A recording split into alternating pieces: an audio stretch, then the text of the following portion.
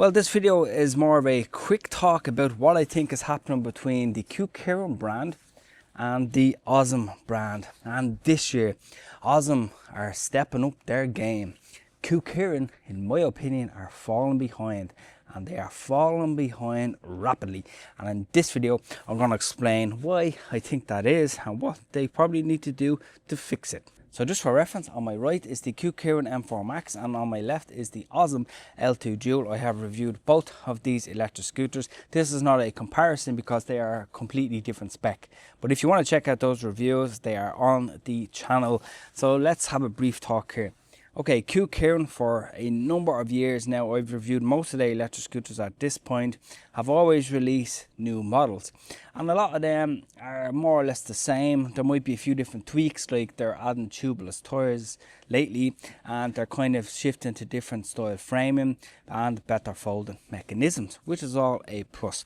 But Ausom, I think they are only out around kind of 1 year, 2 years, if my memory serves me correct. I'm not sure exactly when they started, but again, I'm starting to review their scooters as well, and I've reviewed, I think, about 3 or 4 of them so far on the channel, and I am falling in love with the brand. To be honest, Ausom seem to have listened to the riders. We wanted tubeless tires, we wanted better security, we wanted better folding mechanism, we wanted better lighting on the electric scooters, and they have delivered. Whereas Kukirin seems to be still going in their own way, they're not really listening. So what is going to change and what needs to change? Well, on some of the latest Kukirin scooters, they have had version tools, such as, to my memory, the G2 Master has had better security. I think that now comes with tubeless tires. So they seem to be noticing what people want and why people are shifting to Ausom. But that's not the main difference. It's the price.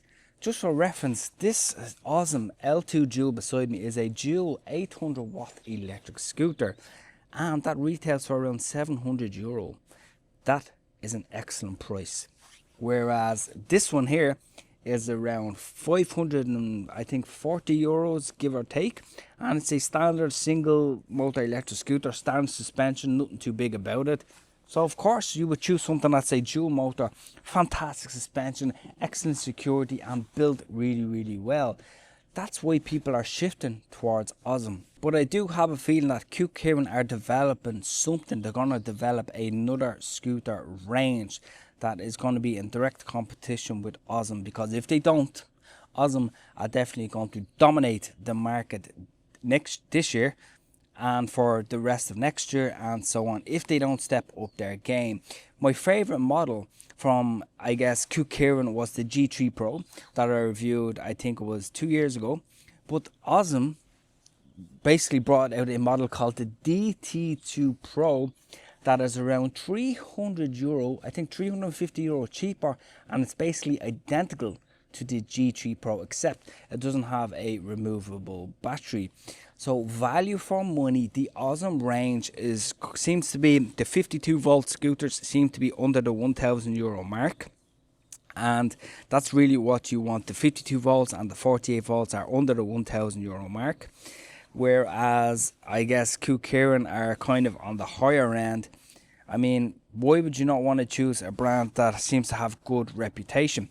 Now, when it comes to customer service, to be honest, I deal with more of the team that deal with the marketing aspect.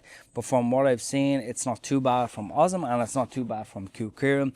At the end of the day, maintenance is key on electric scooters. And just as a quick note for this video, always check your nuts and bolts. Always check, of course, your screws. Always keep your tire pressure maintained. Always keep your brakes maintained. Always keep the electric scooter clean. Always use the original charger, and never ever ride them in torrential rain, because Kukirin are basically IP54 rated, and basically so is Ausom. So from a water resistance standpoint, they're both the same. But again, compared to some of my Inmotion scooters, they have a really high IP rating for heavy rain and can be submerged in water. Like the Inmotion Climber that I have is IP57, which means that it can actually be submerged in water for, I think it's up to 30 minutes if I'm not mistaken. But they are on the higher end, lower spec, but higher end and a higher price tag. But Inmotion, I will make a video, they are on a completely different, I guess you could say, quality scale compared to these, and completely different price ranges. But these are the closest you are gonna get. And a lot of people seem to be choosing Kukirin over the past few years because they are cheap. And you know, I guess there's not a lot to worry about if you break it, if you break the stem or something like that and you can't find a replacement part. Often people will just go out and buy another one because you can get them for like €500 or less, like the old M4 Pros, the M4s that had, I guess, so many issues.